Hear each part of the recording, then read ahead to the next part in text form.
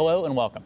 Today's guest is Carmen Chu, the assessor recorder for the County of San Francisco and a former member of the San Francisco Board of Supervisors. Carmen, hi. Hi, how are you? I'm good. Thanks for joining us. Thank you. So you've been in elected office for almost 10 years, 6 on the Board of Supes, 3 as the assessor recorder.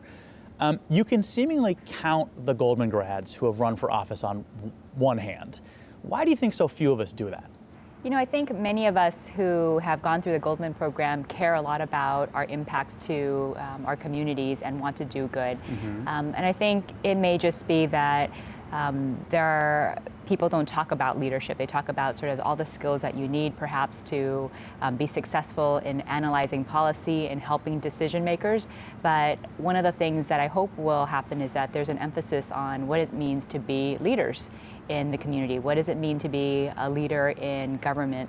And hopefully people like me and others who have paved the way can really help people to be thinking about that and to know that that's an option for them going forward. And you actually did both. You were an analyst, right, before you were an elected. So what makes you different from the normal Goldman crowd?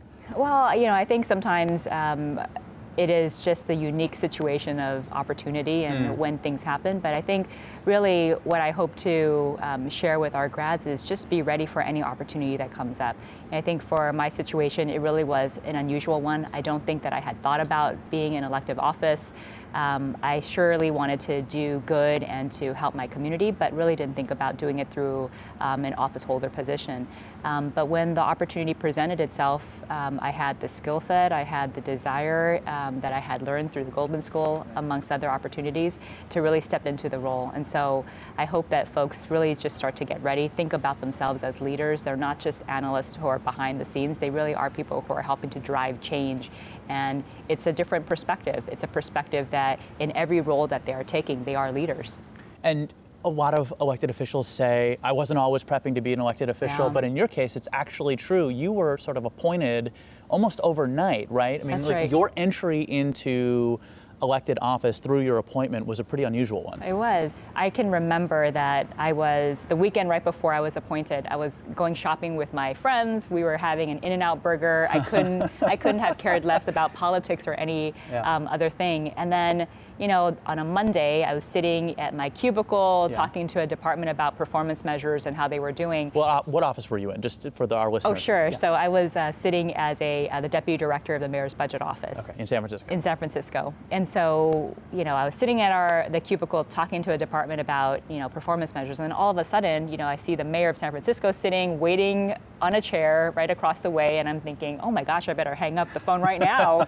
And we started this conversation. And before you know it, I had one night to think about it, and the next day I was sworn in and voting on the Board of Supervisors. So it was a very quick transition. It was not one that I had thought I would be doing, but you know, I think you know, the necessity of rising to the occasion came, and it was a good one, a good challenge. So we'll talk more about that, but I want to go backwards for a second. Yeah. So we're both first-generation Americans, born in the States to parents who were born outside the States. So my mom's from India, and I love comparing notes on this with other people who are first-generation Goldman grads. What did your parents say, or how did they react when you told them you were going to go get something called an MPP? I still don't think that they know exactly what an MPP is, frankly. I think that they understand in general, you know, there's sometimes loss in translation, right? Yeah. So my first language is English, their first language is Chinese, and so being able to even communicate what it is that public policy means is difficult. Yeah. But being able to use the simple word of government, for example, they all of a sudden understand, okay, you want to go into government, right? But I think, you know, one thing that they were concerned about, at least when I was going into this, was, well, what is it? What does it really mean? I don't really understand what it is. But I think once you talk about, well, it's about government, it's about community service, it's about giving back, then I think they really started to understand what it could be. Right. So I got a MPP and a JD. Yeah. And for the longest time, my oldest uncle on my mom's side told everyone I was getting a JD MBA. I corrected him over and over and over. And either he was telling people what he wished was true, or it was just the closest approximation to what he knew. And so it was the MPP was not on anyone's radar, right? No. Did your parents and family ever try to convince you, this is early on when you're just getting it, right? Did they ever convince you to go into something more stable, maybe more financially stable? I think, frankly, for my parents, my mom and dad, they never had the opportunity to go to high school, much less college. And so when they immigrated, they jumped right into working jobs like being a seamstress, working in restaurants, and then eventually opening their own business. So I think for them, just the fact that I was going to college and getting an education was something that they felt was a barrier that they had never been able to surpass. So I think going on to whatever profession I was going to go into would have just been the icing on the cake, so to speak, for them. And going to an MPP program or any kind of advanced education was already good enough. Right. So I feel very fortunate that my parents, they supported me in what I wanted to do. And I think for them, it was just about education, just making sure that you prepare yourself and that you had the opportunities they didn't have. Right. And so if you had prepped them by saying an MPP means government and giving back to the community, how did they react when you told them, hey, Mom and Dad, I've been appointed literally overnight to the San Francisco Board of Supervisors? I think they had probably a very different reaction than other people would. Oh, really? They were very worried. Uh-huh. The first question that came from my dad was, well, what does that mean? Are you going to eat well? Or, the way that they show concern was, are you eating well? How are you doing? And so on. Sure. Because of the stress? I think they didn't know what it would mean to be in public office, right? They have, they've seen generally politics and how things work, but they've not really had been involved with politics themselves. They were, again, they had immigrated here, so English wasn't their first language, so they weren't involved themselves in politics or those kinds of activities. So I don't think that they really understood it, except that they were a little bit worried about, well, what does that mean? Yeah. Does that mean you're going to have a lot more scrutiny? What does it mean in terms of pressure? What does it mean for your life? Is this what you want to be doing? And so I think they had a lot more concerns as parents to me than anything. I think a lot of parents who are immigrant parents from countries where politicians are maybe not well respected, often there's lots of corruption and so on. This is the case for me and a lot of friends and colleagues. Going into politics and being a politician isn't a well-regarded sort of profession. Like, did you have to overcome any of that with maybe not your parents, but the extended family? No, I think everybody, frankly, was very supportive of taking on the responsibility and the role. I think, people didn't know that I would be doing this. My parents, when I was younger, growing up as an elementary school kid, they were worried. They were like, you don't speak to anybody. You're so shy. How are you going to ever make it in this world, right? But I think, again, we all rise to the occasion when it is demanded of us. And I think at the end of the day, if we have a reason why we're doing it, why we want to be in this role, no matter how hard or difficult the road may seem, it'll help you to persevere. And I think one thing that a number of people who are first generation, who have parents who perhaps didn't go to college or graduate school, aren't in professional fields, right?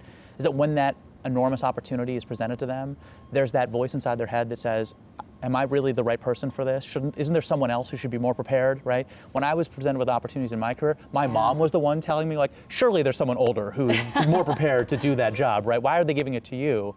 So it sounds like one of your takeaways for women of color, at Goldman maybe, recent grads, seize that opportunity.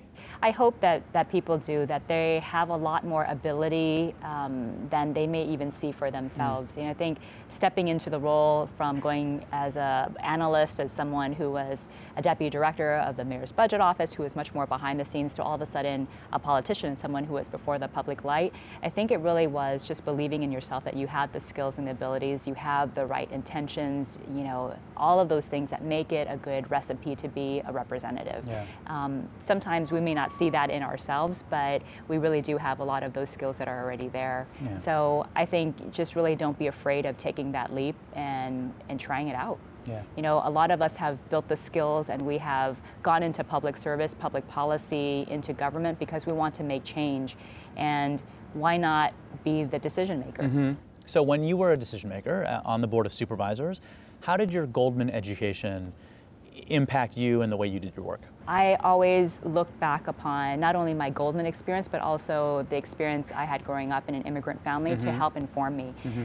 The way that it really helped to inform me was really to understand that at the end of the day, you've got data and policy and analysis that hopefully helps you to craft good policy going forward. But I think you can never forget also what it means to the community. When you have policy and information to lead you one direction, it's also important to think back about, well, how does this really impact the community? What will be the results of it? Right. And are people going to be able to benefit the way that you'd want them to through programs that we're implementing? So I think both of the experiences, both the analytic rigor that I was taught at Goldman, but also how I was brought up, helps me to be a better policymaker. Right. I was recently at a house party attended by the mayor of Oakland, Libby Schaaf, and she was talking through a number of issues and hearing from constituents as she was sort of raising one issue after another, drugs or crime in the neighborhood or whatever. And the mayor and her staff clearly were deeply informed in the policy research in these fields, and had to integrate that into a conversation while other people were coming back at them with their lived experience, saying like, I understand you have research on homelessness and ways to resolve it, but there's a homeless encampment down the street from my house and my kids are afraid to walk to school. And so people like you are balancing what you learned at Goldman, the tools and the information you learned at Goldman, with that sort of firsthand lived experience for folks. Right. Was that ever a challenge for you? I don't think so. I think that everything that you get, analysis and data and information get you so far, right? They help to inform decision making. Certainly best practices help you to understand what has been successful in other places and what could work here. But at the end of the day, you have to take all that information and really see, how does it apply to my community and does it work, right? And I think part of I hope the spirit that people have is a willingness to try something, right? To listen to good data, good facts, good information, and really say, well, if my goal is eventually to help alleviate this problem, what is the best way to do it? And I think one of the things to think about is, data and policy and that kind of information helps to get you part of the way, but you really need to bring the community with you to make sure that the policies you are implementing actually do work. Right. That are reflective of community interest and have community backing, which is necessary for them to be successful. Absolutely. Right. So let's talk a little bit about San Francisco. Sure. So the economy of the city is booming, unemployment is at record lows, and yet polls still show that the residents of the city are dissatisfied with the direction the city is taking. And I pulled a quote from a Chronicle article from June of this year. The city seems both wealthier and smellier, more affluent and less caring. So the city and its residents want something more complex than just economic growth. What do you think it would take for those polls that say San Francisco's on the wrong track to change direction? Yeah, I think that San Francisco, we have been very successful in being a city that people want to be part of. So whether it's the residents who benefit from the extreme diversity that we have, that is really fantastic, and the great restaurants and the amenities in our public parks and everything else that San Francisco brings with it, it also poses pressures in terms of what we have. At the end of the day, San Francisco is a 7-mile by 7-mile city. And so when you think about the pressures, there's a lot of it around, well, what should we be doing in our city? What kind of activities should we have? What kind of housing should we have? The only way that we're going to be able to move forward as a city together is really to bring the diverse voices in to say, what is it that we need to do to have a more successful economy that is not just focused on one area, but how do we bring all of our communities with it? So, for example, if we are beginning to see that we are becoming more of a tech culture, or we have a lot more advanced biotechnology and research facilities, are we helping our residents, the students that we have, to get prepared for that economy? So I think there is a lot of planning work that we can be doing to say, what is our economy looking like and who is benefiting from this? How do we help our residents and the people who live in our city and the area really benefit to be able to take part in that economy? We can do a lot more work realigning both the vision of the future with kind of what we're doing now to get people being part of it. Yeah, and it sounds like you're saying there needs to be short-term solutions like inclusionary zoning or whatever that creates affordable housing on the short term, but also long-term solutions so that if you start training kids in the San Francisco school district in kindergarten or first grade to be prepared for the economies that are in the industries that are present in the city, you'll have a more sort of well-balanced city in the long term. I think that if we know that we're heading in a certain direction, that we're looking for a particular skill set in the city, our future economy, so to speak, it's important for us to think about how are we bringing along with us all of our communities from the elementary school level all the way up. We're certainly beginning to do a lot more of that in partnership with the San Francisco Unified School District, which I think is great, and we need to do more. We need to do more to also get people interested in government service, for example. We have a huge number of people who are going to be retiring from San Francisco, who are leaving behind very large institutional knowledge that they're taking with them. And with all the competing activities and possibilities for our young people, we want to let people know that government is actually a very exciting place to be. And if people are interested in serving their community and helping to actually make change, being part of it is really a great way to do that. It's very impactful. So I'm hoping that just as we prepare our students for new technologies and other things that might be happening in terms of economic activity in the city, that we are also encouraging people to take part in governance of our city, because we also need brilliant, smart people to be leading our city, to do the right things, to plan the right way, and to make sure that we're inclusive of different and diverse communities. It sounds like you need to be at the next Goldman Career Fair, I recruiting hope so. for the city of San Francisco. I hope so speaking of exactly that, I have a friend from Goldman who is now working for the city of Oakland. And he was sharing his thoughts on housing and in housing in the Bay Area. And what he basically said was that housing in the Bay Area is a regional problem without the regional mechanisms necessary to devise solutions. And so his point was that job growth in one city or one county doesn't necessarily result in housing pressures in that city or county. It results in housing pressures and affordability pressures in other cities, in other counties. And so the revenues that might be generated through all that growth doesn't align with where the need results. So I'd be interested in your thoughts on whether you agree with that sort of conceptualization of the problem, and whether that means that tax sharing of some kind, where you distribute sort of resources across boundaries, would be a solution for that problem. Well, it's an interesting one, because in San Francisco we have roughly about 800,000 residents or so, and on a typical weekday when people are coming into work, our population grows to over 1 million. And so we have a lot of our city workers who are coming into the city to do their job, and then they leave and go back to wherever their homes are in the whole region. And so one of the things that I've been involved with is an organization called SPUR, and we've been doing a lot of work on how to best coordinate planning across different cities and counties in the Bay Area region to meet those demands, because we know that certainly some people will live in San Francisco, but also people may choose to live in a different location as well. So how do we build the transportation infrastructure that can help move people more efficiently from place to place, wherever the economic centers will be? But also, how is it that we're going to have housing that is tied more closely to those transportation areas, so that people can live also in a very convenient way to hop onto those public transportation? So I do think that being able to have regional solutions is certainly something that could benefit all of our different cities and counties. Yeah, and I forget exactly where I read this, but I think something like the population of Cleveland, Ohio takes BART or the Bay Bridge across the Bay every single day, basically. So we're talking about a region that is highly interconnected. That's right. Are there regions that you think stand as a model for how to collaborate across city or county boundaries? Frankly, I couldn't tell you at this moment which ones they would be, but I do know that for our areas, we've been building on these efforts, whether it's through our shared sort of MTC process and others, to really figure out how do we do regional planning better. I think the state of California is starting to look a little bit more into that and how they're funding different initiatives. And so I think we're beginning to be really in the beginning stages of what that could look like. And hopefully, especially with cooperation amongst the leadership in the different cities and counties, we can start to get to that place. Right. So as the assessor recorder for the county of San Francisco, right, I'm assuming, first of all, I know that position works closely with assessor recorders in other counties, right? So, but I'm assuming when you're in those spaces, you look fairly different from most of your peers. So while you, on the one hand, you might be younger, you might be one of the few women or people of color, I'm guessing you're also one of the only people who was an elected member of the Board of Supervisors for the county, right? So how does your difference from your colleagues in those spaces manifest? Yeah, it's a great question.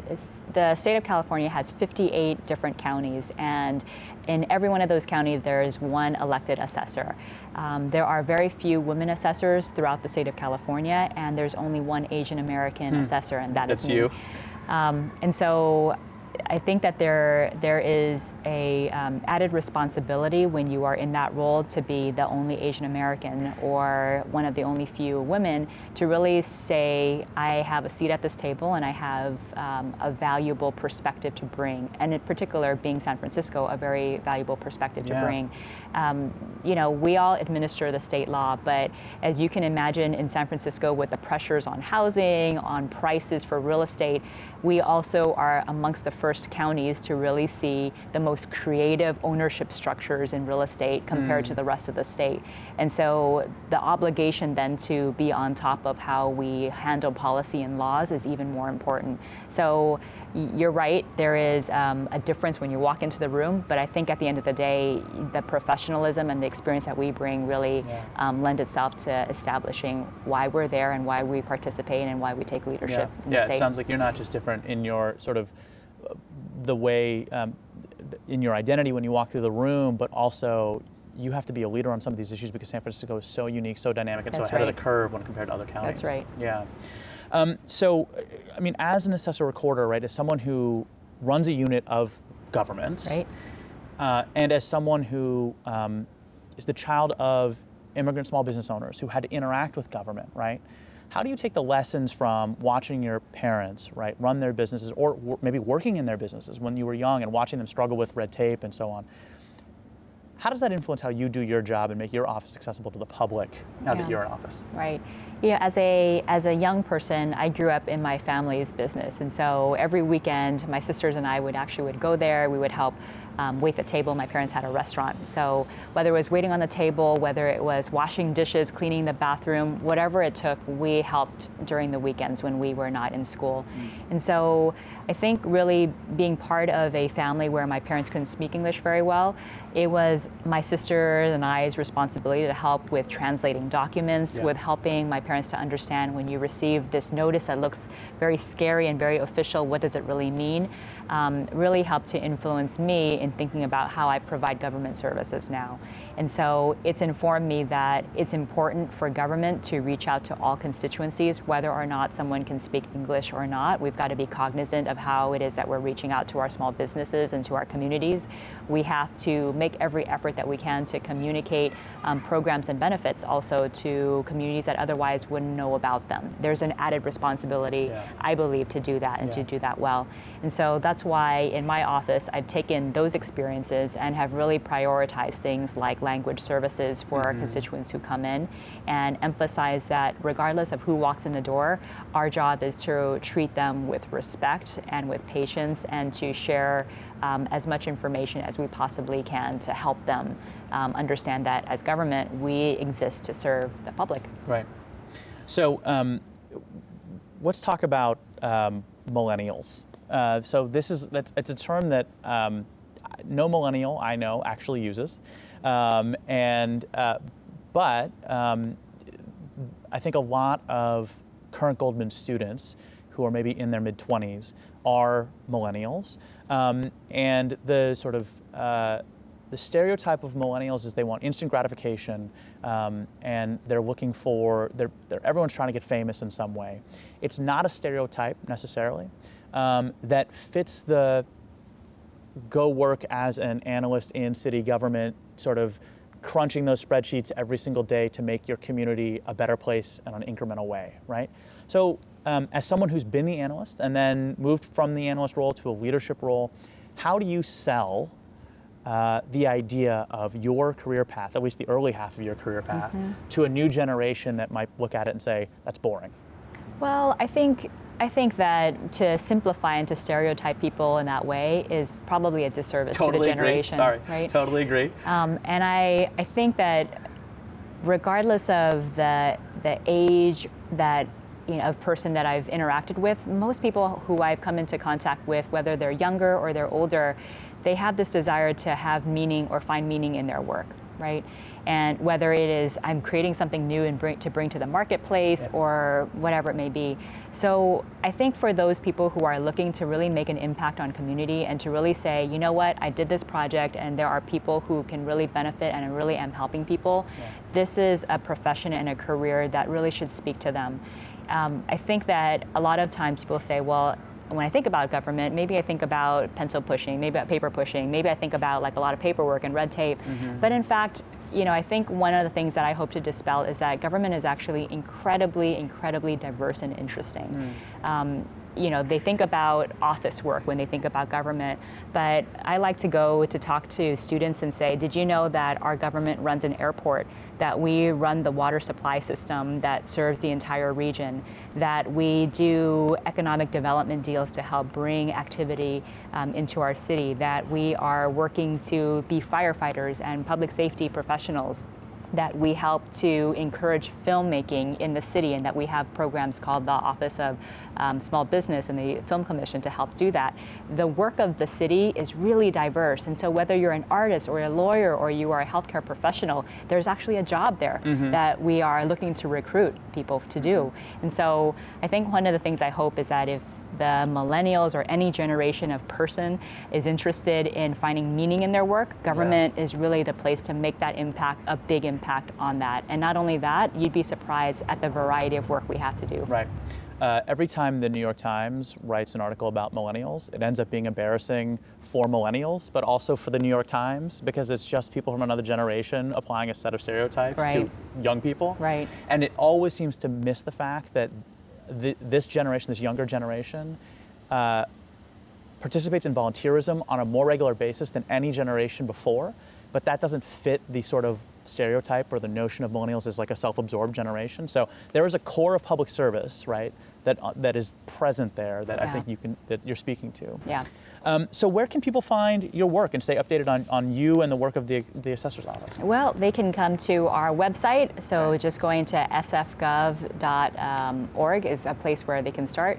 So going to our San Francisco government website, you'll find our web pages right there, and you'll find more information. Yeah. So, yeah. Thanks so much for joining us. Thank you. I really appreciate it. Thank you. I'm Jonathan Stein. I am pleased to have been joined by Carmen Chu today. Thank you again, Carmen. I'm on Twitter at @_Jonathan Stein. Thanks for joining us.